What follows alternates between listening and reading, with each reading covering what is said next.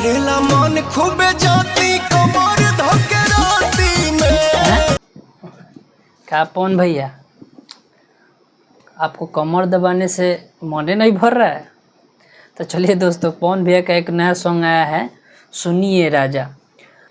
तो गाना का टाइटल ही देख के पता चल गया था कि कुछ अलग नहीं होने वाला है। पहले से मैटर चलते आ रहा है सेम वैसा ही कुछ गाना होगा। और गाना आने के बाद पता भी चल गया कि हाँ वैसा टाइप का ही सॉन्ग है। करेला मन खूबे जाती कमर धके राती में। हाँ, तो कमर दबाने से इनका मन ही नहीं भर रहा है। अभी कुछ दिन पहले ही एक और गाना लाए थे,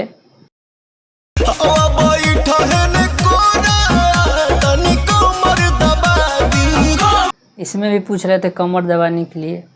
अभी वो गाना का अभी एको महीना नहीं हुआ, तब तक एक और ला दिए। क्या भैया जी। तो दोस्तों, पवन सिंह का ये जो सॉन्ग है कुछ अलग नहीं है। इस टाइप के सॉन्ग 4-5 ठो, क्या मतलब 10-12 ठो गा दिए हैं, जिसमें से ज़्यादातर सॉन्ग हिट हुए हैं, सुपर हिट हुए हैं। पर इसका रिस्पॉन्स उतना अच्छा मिल नहीं रहा है, क्योंकि इसका गलती भी है। बताएंगे क्यों इसका रिस्पॉन्स अच्छा नहीं मिल रहा है। कुछ मैनेजमेंट और कंपनियों का इसमें गलती है। तो चलिए वीडियो में लास्ट तक बने रहिए, क्योंकि वीडियो में बहुत मज़ा आने वाला है। और चैनल पर नए हैं तो सब्सक्राइब करके जुड़ जाइए। दोस्तों, पवन सिंह का ये जो सॉन्ग है, ऐसा बहुत सारे सॉन्ग आए हैं और मज़ा आता है सुनने में, और ये भी सॉन्ग अच्छा लग रहा है सुनने में। रोमांटिक सॉन्ग है, हस्बैंड वाइफ के इसमें केमिस्ट्री को डाला गया है।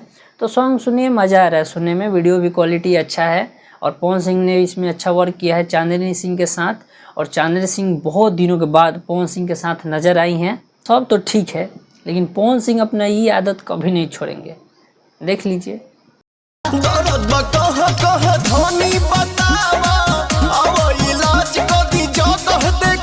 हाँ, पहुँच गए जगह पे।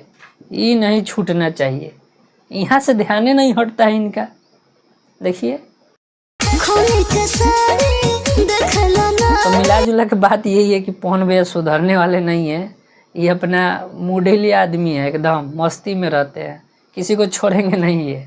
बात करें गाना को, आशुतोष तिवारी ने लिखा है। कभी कभी इनको भी समझ में नहीं आता है कि पुराने मैटर हाँक देते हैं थोड़ा सा इधर उधर चेंज करके। खैर, गाना बढ़िया है, लेकिन हमको ये चीज़ समझ में नहीं आया।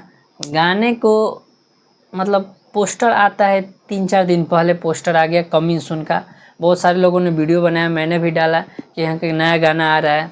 तो फैंस इंतज़ार कर रहे थे कि कब इसका रिलीज डेट आ रहा है, कब इसका टीजर आ रहा है।